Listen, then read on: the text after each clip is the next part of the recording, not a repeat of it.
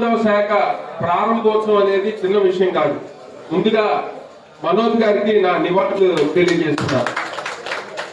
ఒక సంస్థ నిర్మించడం, ఆ సంస్థని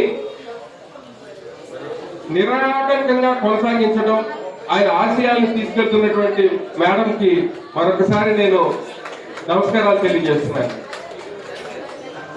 19వ శాఖ అంటే ఉద్యోగులకి ఎంతమందికి మీరు ప్రతి నెల 1200 మంది అంటే చిన్న విషయం కాదండి. ఒక పెద్ద ఇండస్ట్రీలో 1200 మంది ఉంటారు. అలాంటి వైభవ్ జ్యువెలర్స్ ఈరోజు 19వ శాఖ ఇక్కడ పలాసలో మీరు ప్రారంభోత్సవం చేసుకోవడం చాలా సంతోషంగా ఉంది. పలాసలో మంచి అధునాతన హాస్పిటల్స్ తయారవుతున్నాయి. మంచి అధునాతన బంగారం వ్యాపారం కూడా తెల్ల బంగారంతో పోటీగా రావడం చాలా సంతోషం. ఇది ఎందుకు చెప్తున్నారంటే త్వరలో జిల్లా కేంద్రంగా కూడా పలాస రాబోతా ఉంది. పలాస జిల్లా కేంద్రంగా రాబోయే తరుణంలో ఇక్కడ కూడాను ఇంక కొద్ది సంవత్సరాల్లో ఎయిర్పోర్ట్ కూడా రాబోతా ఉంది.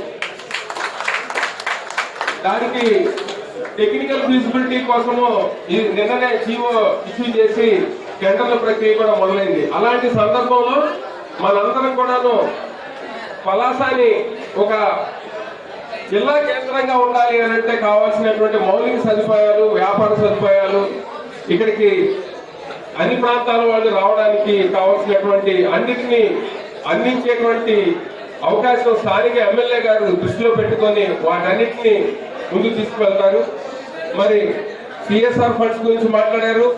ఇక్కడ స్థానికులకే ఉద్యోగాలు ఎక్కువగా ఇస్తున్నామని చెప్పారు. నాకు తెలిసిన వాళ్ళు మీరు చాలా మంది ఉన్నారు ఇక్కడ ఉద్యోగుల్లో. వాళ్ళందరికీ కూడా మీరు చక్కగా చేసి ఇటువంటి కార్యక్రమాలు, ఇటువంటి వ్యాపారాలు ముందుకు తీసుకువెళ్ళడానికి మీరందరూ సహకరిస్తారని, పాత్రికేయులు కూడాను ఇటువంటి కార్యక్రమాల్లో మీరందరూ వచ్చి ఇలాంటి వాటిని ఆశీర్వదిస్తారని మనస్ఫూర్తిగా కోరుకుంటున్నాను. ఇంత చక్కటి అవకాశం నాకు ఇచ్చినందుకు వైభవ్ యాజమాన్యానికి నా నమస్కారాలు తెలియజేస్తున్నాను.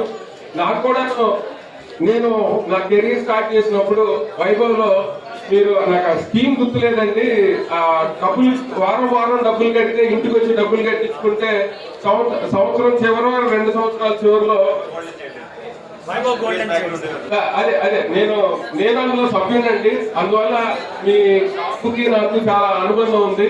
అక్కడి నుంచి మీరు మీ వృత్తి అంతా చూస్తా ఉన్నాను. అది ఇక్కడ కూడా దినదిన ప్రవర్తమానం చెందాలని మీ అందరినీ కోరుకుంటున్నాను. ఇంత అవకాశం ఇచ్చిన అందరికీ, నాతో పాటు వచ్చిన నా మిత్రులందరికీ నమస్కారం.